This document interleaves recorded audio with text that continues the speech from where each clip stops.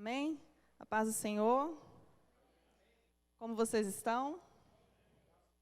Graças a Deus. Nós hoje vamos entrar no 5º episódio da série de Gálatas.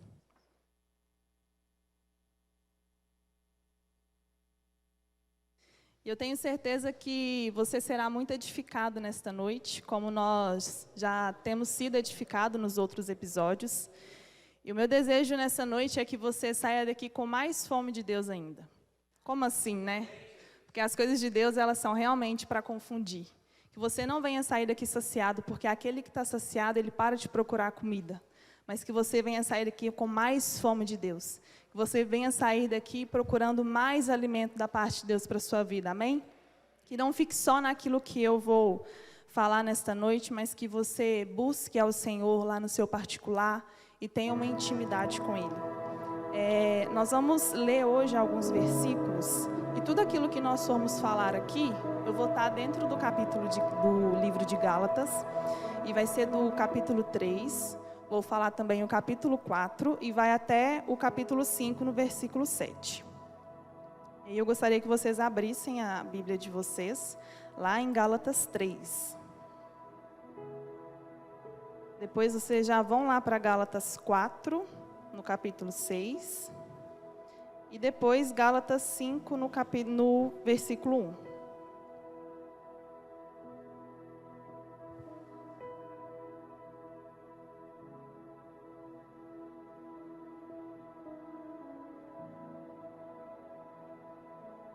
Amém? Diz assim, Gálatas capítulo 3, versículo 1. Ó insensato Gálatas, quem vos fascinou para não obedecerdes à verdade, a vós, perante os olhos de quem Jesus Cristo foi evidenciado entre vós?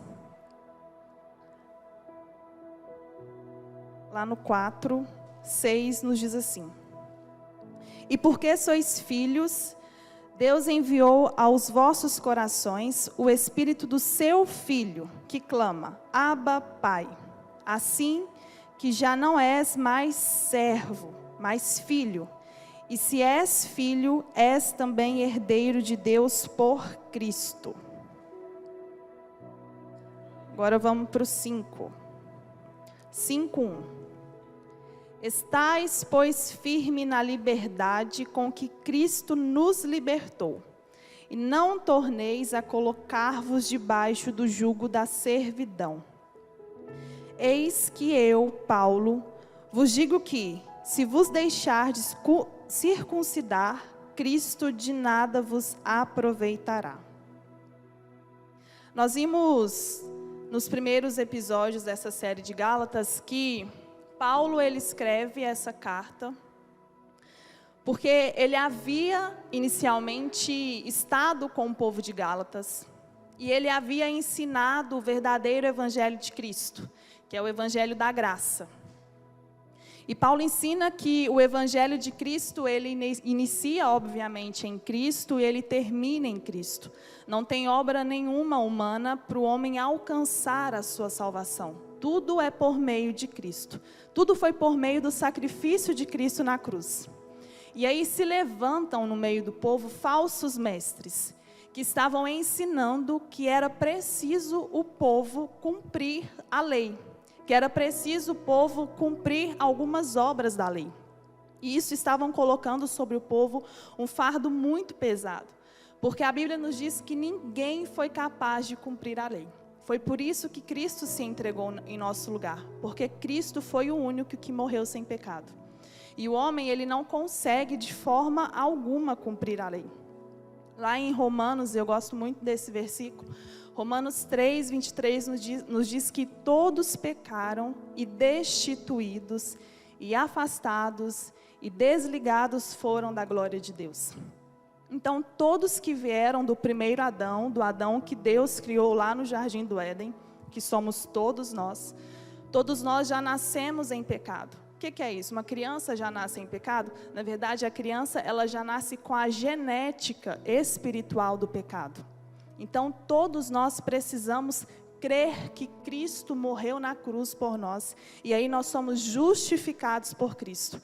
E aí a gente fala tanto de justificação, e às vezes a gente não entende qual que é a raiz da palavra, ou o que é realmente a justificação. Imagina o seguinte, eu dei esse exemplo no culto de jovens, e eu acho que deu para o pessoal entender, e aí eu queria compartilhar isso com vocês. Imagina que existe um banco espiritual e que Deus é dono deste banco. Eu vou explicar o que é justificação. E aí todos nós temos uma conta no banco de Deus. Só que nós já abrimos essa conta quando nós nascemos, e essa conta já é aberta negativa. Então todos nós temos uma conta negativa no banco de Deus.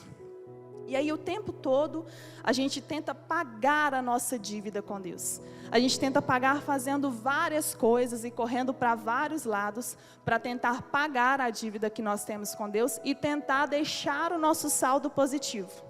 Só que isso nós não conseguimos fazer isso. Porque tudo que nós fazemos, nada é capaz de pagar a nossa dívida com Deus. Então Deus olha para nós e fala assim, olha, já que eles não vão conseguir pagar a dívida que eles têm comigo, eu vou dar um jeito. Ele vai e chama Jesus, e aí vocês imaginam Jesus como nosso fiador. Jesus, ele é o nosso fiador perante Deus. E aí Deus fala para Jesus, olha, você vai ter que fazer alguma coisa, você vai ter que pagar a dívida desse povo, porque eles não conseguem me pagar. E eles ficam o tempo todo correndo de um lado para o outro, e eles não conseguem pagar a dívida que eles têm comigo. E aí Jesus, ele vai lá na cruz, e a Bíblia nos diz que a cédula de dívida que era contra nós foi cravada na cruz. E Jesus paga a nossa dívida com um preço de sangue. E aí quando Jesus, ele paga a nossa dívida, todo aquele débito que nós tínhamos com Deus é tirado da nossa conta. E o crédito que Jesus conquista na cruz é depositado na conta de cada um de nós. Isso é justificação. Se Jesus sair de algum momento da nossa negociação com Deus, nós continuamos a ficar em débito. Então, a obra da salvação, que é a justificação, ela começa em Cristo e ela termina em Cristo. Isso é a justificação. Você hoje é visto como justo diante de Deus, porque quando Deus olha para você, Ele não vê você, Ele vê Cristo na sua vida. Você pode se render a isso, você pode ser grato por isso. Porque se não fosse Jesus morrendo no meu lugar e no seu lugar, nós estaríamos como ovelhas sem pastor. E Ele diz que Ele é o nosso pastor. E Ele diz que Ele é o nosso caminho, a nossa verdade, e Ele nos dá a vida. A Zoe de Deus, ela está disponível para cada um de nós. Nós só precisamos receber essa vida de Deus. Então, agora todo mundo entendeu o que é a justificação? Porque a gente vai falar muito dela daqui para frente. E aí eu vou beber água, porque eu fico um pouco ofegante quando eu estou falando. Mas você pode glorificar, tá, igreja? Porque aí nos ajuda. Nós lemos no capítulo 3, no versículo 1, que Paulo fala assim, olha, insensatos, quem vos fascinou? E quando a gente vai entender essa origem da palavra fascinou, ela tem a ver com quem vos enfeitiçou, quem vos encantou. E tudo que está ligado nessa palavra de feitiço, de encanto, tem a ver ou está ligado com a obra do inimigo. Então o inimigo hoje, ele tenta o tempo todo impedir aquelas pessoas que ainda não conhecem a Cristo, de a luz de Cristo resplandecer sobre as vidas delas, para elas conhecerem o que é a graça de Deus. E nós que já somos servos de Deus, o diabo ele tenta nos afastar, para que nós não avancemos nessa graça. Para que nós continuamos presos às obras da lei. Porque o diabo quer o tempo todo que nós estejamos ligados ou façamos coisas para tentar alcançar a salvação. Ele quer colocar isso na nossa mente, que a salvação, que nós precisamos fazer coisas para alcançarmos a salvação. Só que, igual o povo de Gálatas, se nós ficarmos com isso em nossos corações, nós vamos anular ou desprezar o sacrifício de Cristo. Porque, como eu disse, a salvação, ela é obra totalmente de Cristo. Não é porque você ora muito, porque você jejua muito, porque você vem ao culto todos os domingos, porque você dá o dízimo, que você vai alcançar a salvação. Se você faz todas essas coisas, tentando achar um meio de alcançar a sua salvação, você vai perder o seu tempo. Nós fazemos tudo isso porque nós entendemos que a salvação foi nos dada de graça.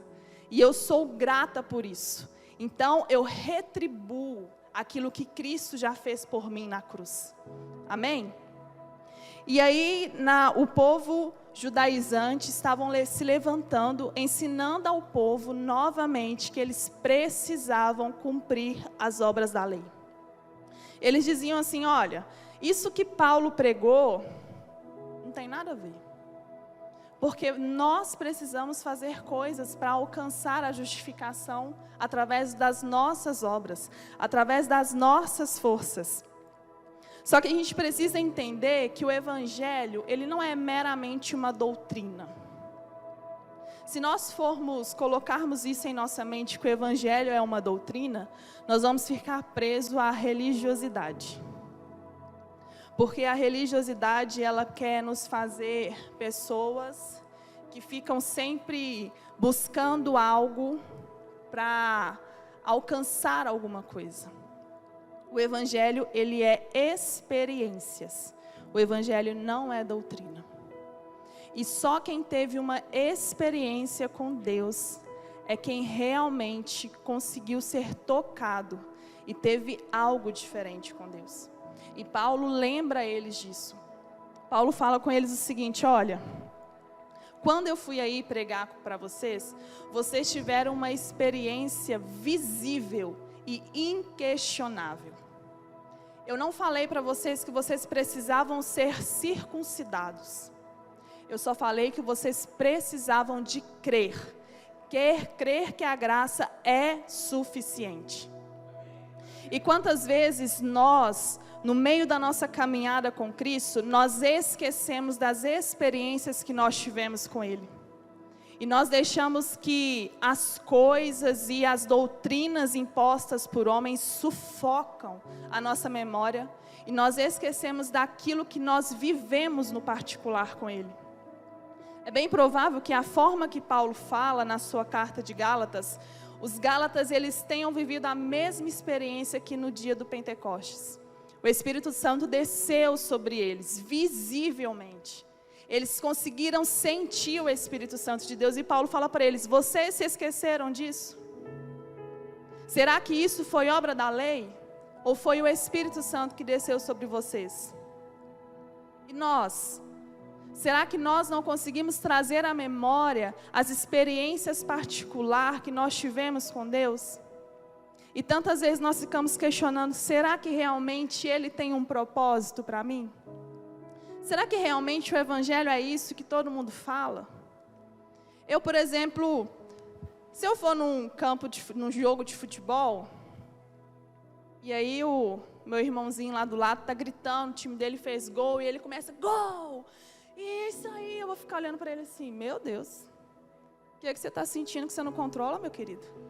Porque eu não estou tendo a experiência que ele está tendo.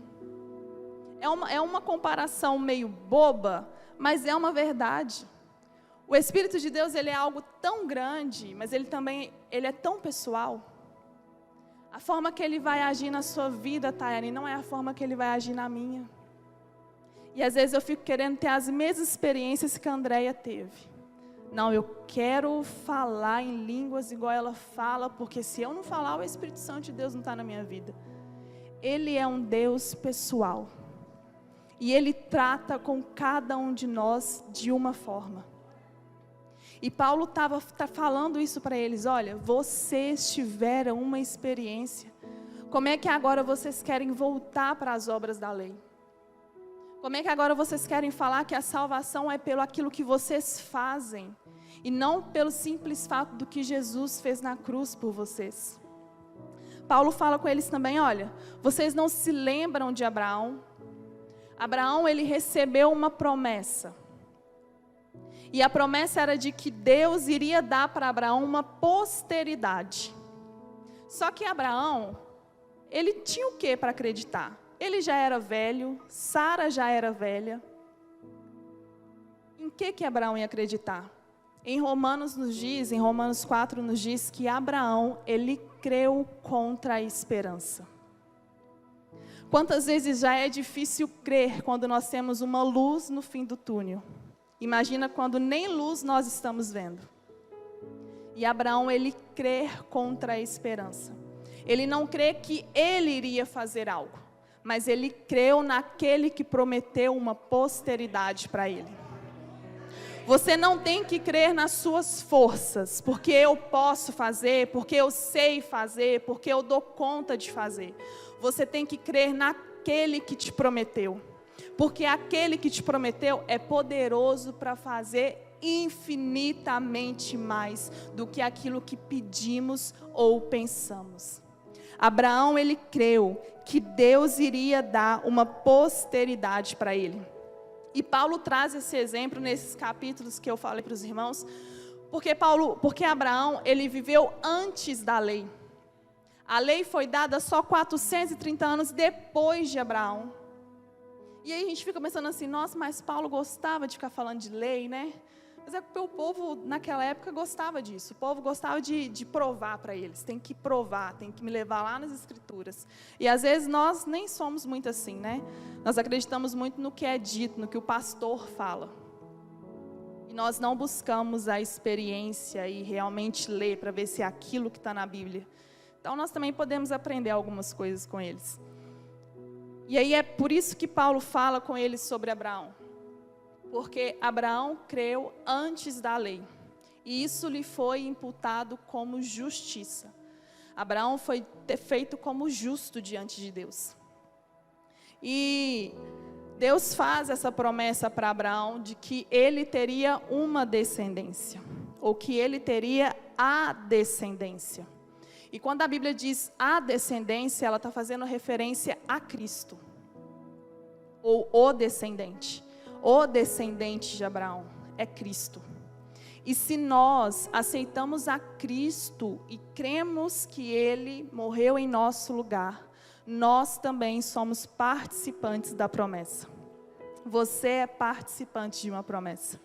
E nós precisamos tomar posse dessa promessa de Deus que Ele fez por nós. E Paulo traz isso porque Deus faz uma aliança com Abraão. E aí eu queria que você entendesse isso, que existe dois tipos de acordo, digamos assim. Existe uma aliança e existe um contrato. O contrato, para quem conhece um pouco aí de jurídico, o contrato ele existe, tem algumas cláusulas nele. E dentro desse contrato, a gente pode colocar uma cláusula de rescisão. Então, o contrato ele pode ser reincidido, ele pode ser quebrado, ele pode ser anulado. Mas uma aliança não. A aliança ela é eterna. E Deus fez a aliança com Abraão, mesmo antes da lei. E quando Ele deu a lei, essa aliança ela não foi anulada. Essa aliança ela continua até hoje. E nós precisamos tomar posse dessas promessas que existem na Bíblia ao nosso favor. Porque às vezes nós vivemos a nossa vida e nós esquecemos das promessas que Deus fez por nós. E quando nós nos lembramos daquilo que Ele nos prometeu, quando nós nos lembramos que existe ainda um lugar para nós, preparado para nós, uma morada, quando nós nos lembramos que a oração que Jesus faz lá em João 10, cada um de nós estamos incluídas nela. Nós conseguimos forças para ir além. Porque não fica só nas nossas palavras e no nosso querer, mas existe um Deus que Ele pode todas as coisas e que Ele cumpre todas as promessas. A palavra dele, ela não volta vazia. E esse Deus, independente do que você faz, Ele vai continuar sendo Deus que cumpre as suas promessas. E Paulo então fala para eles que o povo ele havia se perdido no meio do caminho. Porque eles tinham esquecido que a promessa que Deus faz para Abraão foi antes da lei. Então, por que, se a promessa foi antes da lei, Deus não iria revogar essa promessa dele? Deus não iria tirar de nós tudo aquilo que Ele já havia falado que iria fazer. Porque se Deus, Ele voltasse atrás na sua palavra, o sacrifício de Jesus na cruz por nós, ele seria em vão. Se fosse por meio das obras, se fosse por aquilo que nós fazemos, Jesus ele não precisaria ter morrido na cruz em nosso lugar. Ele só morreu na cruz porque o homem tentava o tempo todo se justificar diante de Deus, mas ele não conseguia. Foi por isso que Jesus morre na cruz. A lei, ela não foi dada como meio de bênção, mas ela foi dada para expor o pecado do homem. Quando vem a lei, aquilo que nós fazemos de errado é exposto. É como se nós ficássemos nus.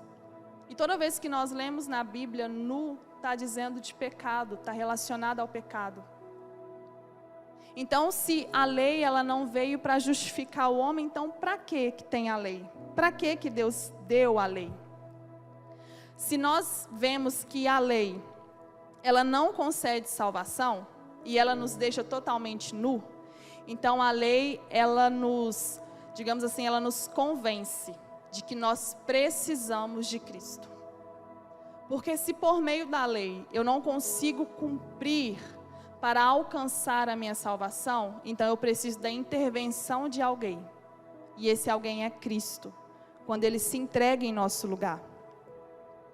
E como o homem ele não consegue cumprir a lei, e ele tem essa incapacidade, porque a lei ela não faz os homens melhores, mas ela faz os homens piores, ou ela revela a pecaminosidade do homem.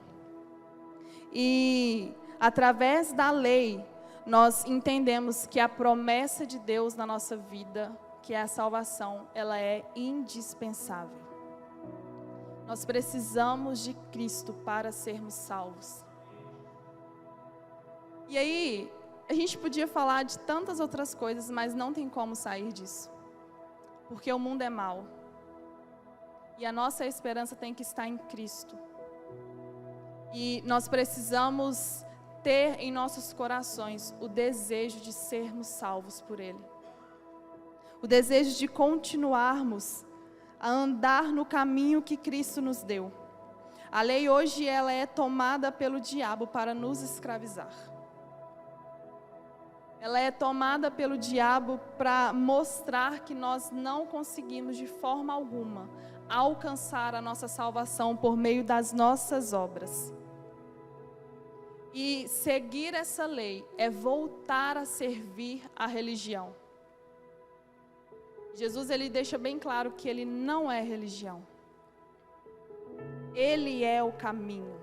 Ele é o evangelho, é as boas novas para as nossas vidas. E Paulo fala para eles, por que vocês estão querendo voltar para as obras da lei? Por que vocês estão querendo se circuncidar? Por que vocês estão deixando de lado as experiências que vocês tiveram com Deus? Para querer alcançar a salvação pelas forças dos seus próprios braços. Meu irmão, nós vamos nos cansar e nós não vamos alcançar a salvação. Se nós entendermos que o que eu faço me garante a salvação. E isso foi algo que a gente estava até discutindo no GECEL, sobre perder ou não a salvação. Se você entende, e eu gostaria que você escutasse essas palavras com muita sabedoria. Mas se você entende que a salvação ela é obra de Cristo, então não há nada que eu faça que me faça perder a salvação. Mas isso é com muita responsabilidade. Porque Cristo, Ele nos chama à liberdade. Não podemos confundir a liberdade que Cristo tem para nós com a libertinagem. Porque a liberdade que Cristo tem para nós, eu entendo que eu sou salva por causa dele. Só que quando eu sou salvo e eu entendo o que é a graça, aquelas obras que antes eu praticava, pela graça eu não pratico mais. Então não tem isso, sabe? Tipo, então eu posso fazer tudo. Nossa, a Cíntia falou que agora eu não perco a minha salvação e qualquer coisa que eu fazer, no final lá, no grande dia eu estou salva. Eu sinto muito te falar, mas nem convertido você foi. Porque quem foi convertido e quem foi salvo por Cristo, as coisas do passado ou do velho homem já não lhe interessa mais. E é por isso que Paulo chama a viver a liberdade, a não viver mais no jugo do pecado. Porque quem vive no jugo do pecado quer o tempo todo fazer coisas e correr e alcançar coisas para ter a sua salvação. E sabe por que o diabo escraviza? Porque se você está jejuando, eu vou fazer 1 semana de jejum, e aí você quebra esse jejum na metade, ele te fala assim, você não conseguiu, você não foi capaz. É isso que o diabo faz. Ele tenta o tempo todo nos mostrar que nós não somos capazes de cumprir a lei, e nós realmente não somos, porque se nós fôssemos, Jesus não precisaria morrer na cruz em nosso lugar. Isso é muito sério. Isso é muito sério, nós acharmos que nós temos participação com a nossa salvação, e nós não temos. Paulo, ele fala com eles, olha, Jesus, ele chama vocês para serem filhos. Nós lemos aqui que quando a criança, ela ainda não tem idade suficiente, ela precisa de um tutor. Ela precisa de alguém que vai governando ou que vai administrando a sua herança. Mas aí vem Deus e coloca o seu Espírito em nós. E aí esse Espírito de Deus dentro de nós, ele clama, Abba, Pai. Nós que estávamos sem pastor, agora nós temos um Deus que morre por nós. Nós que antes não tínhamos um pai, nós temos um Deus que agora nós podemos chamar de Pai. Abba, Pai, é algo tão íntimo que é paizinho. Nós temos um Pai que está olhando por nós e Ele está preparando uma morada para cada um de nós. Essa é a luz no fim do túnel. É por isso que nós continuamos nos guardando e esperando a volta de Cristo, porque Ele tem uma morada para cada um de nós. E o diabo, ele tenta o tempo todo tirar isso da nossa mente, tirar isso do nosso foco, porque ele já está condenado. E uma coisa que é incrível, sabe por que ele tem tanta raiva de nós? Porque o Deus Todo-Poderoso fez morada em nós. Antes da morte de Jesus na cruz, o Espírito Santo apenas fazia algumas visitações. E quando Jesus morre na cruz, ele passa a fazer morada dentro de cada um de nós. E Paulo fala para eles, não voltem à servidão da lei, não voltem às obras da lei, porque vocês foram chamados por Cristo para uma liberdade. Foi para a liberdade que Cristo nos libertou. Abraão, ele teve 2 filhos, Ismael e Isaque. Ismael, quando nós falamos dele na Bíblia, nós usamos como o filho da escravidão, ou como a religião. Isaque como filho da promessa, o filho da liberdade. E aí muitas das vezes nós confundimos a nossa paternidade. Nós até entendemos que temos um pai. Nós até chegamos no nível que falamos assim, não, eu tenho um pai. Só que quem é seu pai? A religião ou o Evangelho de Cristo? Porque se for a religião, meu irmão, você está indo para um lado totalmente contrário. Você está seguindo o povo de Gálatas. Mas se for o Evangelho de Cristo, tem algo preparado para você. Se for o Evangelho de Cristo, as experiências com Deus saiu daqui e veio para cá. Porque o Evangelho de Cristo, ele nos mostra, ele nos traz uma revelação de quem é Deus.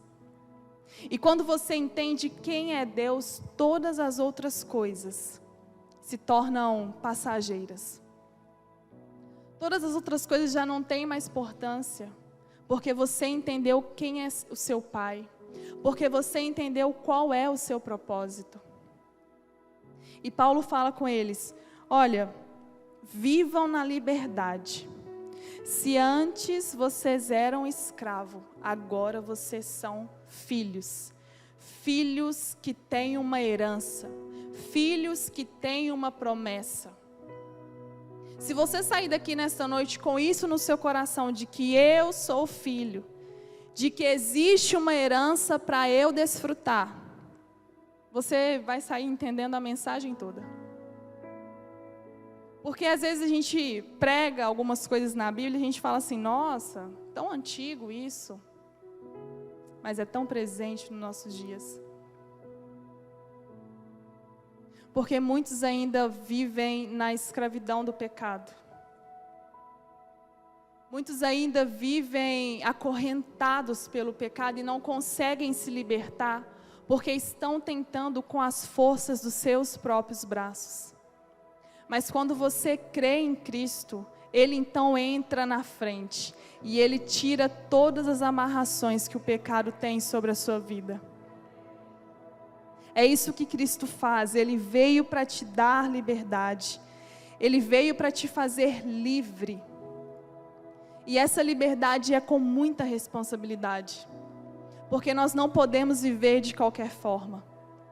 O mundo às vezes fala que nós que somos escravos, que nós que somos servos, no pejorativo, mas eles que não sabem que nós que temos a oportunidade de falar: isso eu quero, isso eu não quero.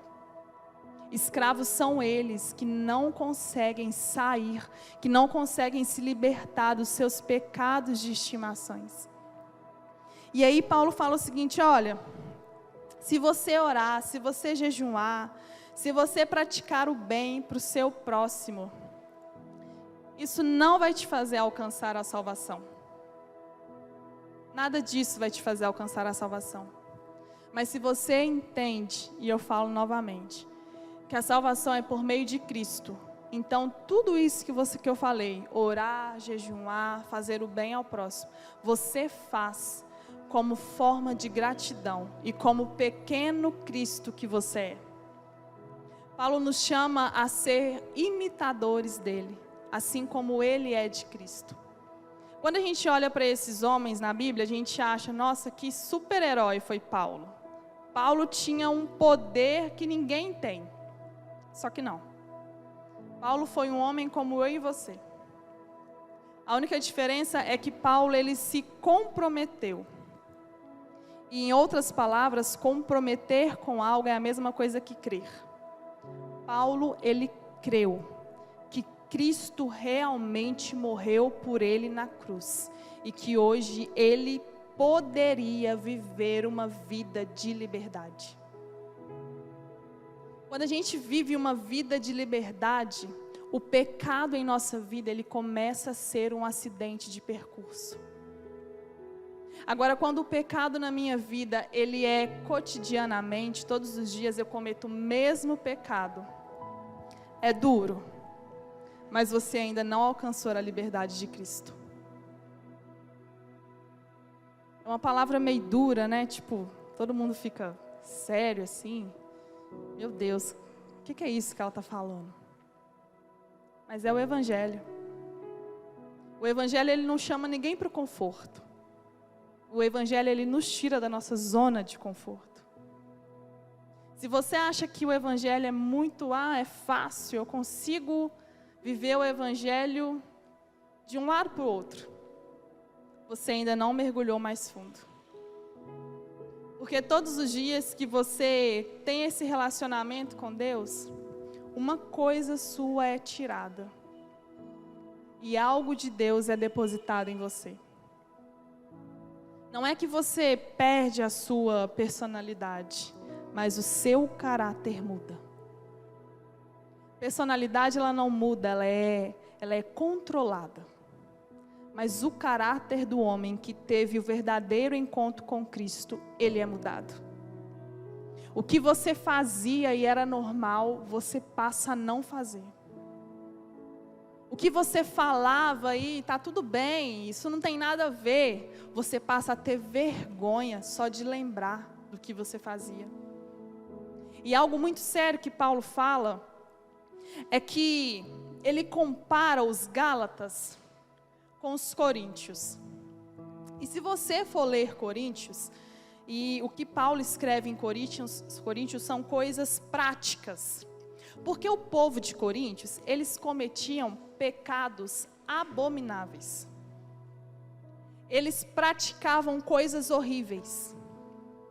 E o povo de Gálatas, quando você lê Gálatas, a única coisa que eles faziam, a única sim, né? Muito séria, mas a única coisa que eles faziam era ter deixado a base do Evangelho, que é Cristo.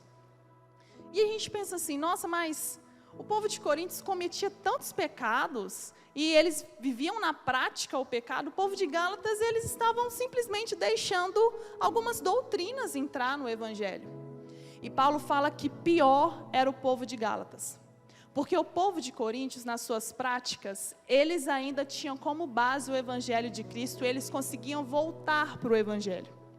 Eles conseguiam parar de fazer as coisas erradas que eles faziam. Só que o povo de Gálatas, eles precisariam novamente construir a sua base. Qual tem sido a sua base? A sua base realmente tem sido o Evangelho de Cristo? A sua base tem sido realmente a cruz de Cristo? Porque Jesus nos diz assim, olha, aquele que quiser vir após mim, negue-se a si mesmo. E aí já dificultou tudo, né? Negar a si mesmo. Negue-se a si mesmo, tome a sua cruz e siga-me. Negar a si mesmo é tão difícil.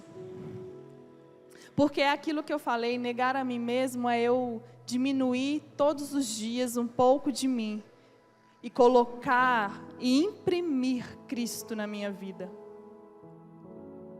Será que você tem sido o pequeno Cristo por onde você tem passado? Paulo, ele fala com os irmãos de Gálatas, olha, vivam na liberdade que Cristo vos libertou. Não deixe que as doutrinas falsas ou doutrinas impostas por homens tomem conta da vida de vocês. O Evangelho de Cristo, ele é tão simples. Tão simples porque ele não é cheio de doutrinas. Você precisa simplesmente crer. Você precisa simplesmente crer que Jesus morreu por você na cruz. E que hoje você é salvo através dele. E aí eu poderia ficar falando horas aqui. Mas existe algo a mais para você. E é isso que Paulo fala com eles. Cristo, ele morreu por cada um de nós, para que hoje nós tivéssemos vida. Cristo, ele morreu por nós, para que hoje nós não precisássemos mais de sacerdotes, para oferecer sacrifício em favor do nosso pecado. Antes Cristo, ou Deus, era só o sumo sacerdote que tinha acesso a ele. Hoje você, aonde você estiver, você pode falar com o Pai. Que Ele te ouve e Ele te responde. Nós não vemos isso lá fora. Nós não vemos um Deus que nos responde. Um Deus que nós podemos sentir o abraço dEle por nós.